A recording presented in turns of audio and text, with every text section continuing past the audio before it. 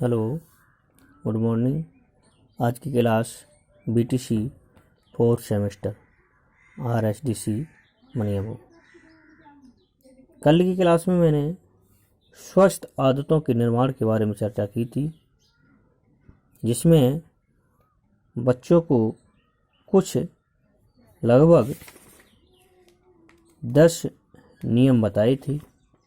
सुबह प्रातःकाल सूर्य उदय से पूर्व जागना, बिस्तर से उठ जाना अर्थात स्वास्थ्य समय पर स्वस्थ और विद्वान बनने के लिए शीघ्र यथा अर्थात समय से सोना, समय पर जागना चाहिए। ये भी कहा गया। जो भी क्रियाएं होती हैं स्वस्थ रहने के लिए, वो सारी क्रियाओं के बारे में चर्चा की थी। आज का क्लास व्यक्तित्व विकास में वातावरण का प्रभाव। व्यक्ति के व्यक्तित्व विकास में वातावरण का प्रभाव है या नहीं, इस बारे में भी हम आज चर्चा करेंगे। Effect of environment in personality development.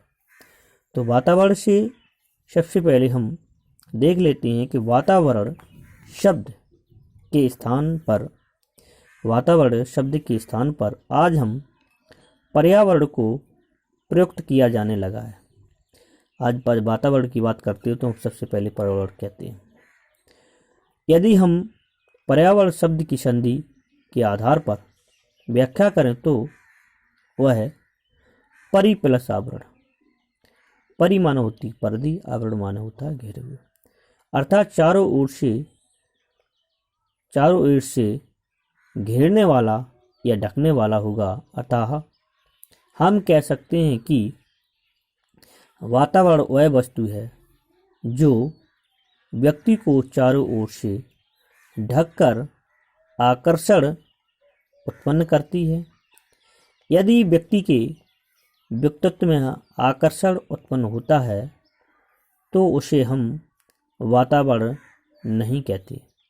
इसलिए बालक के विकास के लिए वातावरण की आवश्यकता पर विशेष बल दिया गया।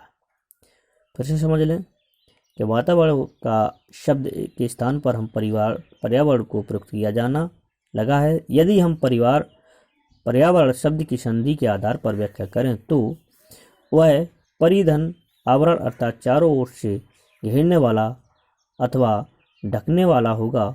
अतः हम कह सकते हैं कि वातावरण वह वस्तु है जो व्यक्ति को चारों ओर से ढककर आकर्षण उत्पन्न करती है। यदि व्यक्ति के व्यक्तित्व में आकर्षण उत्पन्न होता है तो उसे हम वातावरण नहीं कहते हैं। इसलिए बालक के विकास के लिए वातावरण की आवश्यकता पर विशेष बल दिया गया है। कुछ परिभाषाएं हैं दो।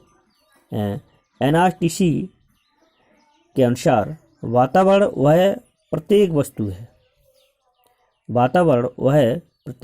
वस्तु है जो व्यक्ति के जीन्स में मतलब होता है उसके अंदर जो जीन्स होते हैं, उससे मतलब लिया गया है कि व्यक्ति के जीन्स के अतिरिक्त प्रत्येक वस्तु को प्रभावित करती है। वातावरण वह प्रत्येक वस्तु है जो व्यक्ति के जीन्स के अतिरिक्त प्रत्येक व्यक्ति को प्रभावित करती है। जीन्स मतलब जो उसके अंदर तत्व होते हैं शरीर में, उनको छोड़कर और प्रत्येक वस्तु को अगर प्रभावित करती है तो वातावरण। इसी परिभाषा को वुडवर्थ ने अपने अनुसार लिखा है। वुडवर्थ एवं मार्केस के अनुसार वातावरण में वे सभी बाहरी तत्व आते हैं जिन्होंने व्यक्ति को अपना जीवन आरंभ करने के समय से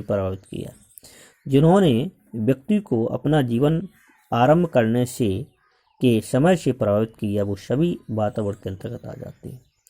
तो आज का यहाँ क्लास समाप्त होता है। व्यक्तित्व विकास के वातावरण का प्रभाव मैंने बता दिया है, दो परिभाषाएं बता दी हैं। इनको अच्छी तरह से पर्यावरण के बारे में सभी लोग जानते हैं। जो हमें चारों ओर से घेरे हुए है वो सभी पर्यावरण के अंतर्गत आता है। पर्यावरण के कई प्रकार आ जाते हैं, सभी समझते हैं। जल जो प्रदूषण से होता है वो दूषित करता है पर्यावरण को। तो इसीलिए विशेषकर हमें अपने पर्यावरण को सुरक्षित रखना है।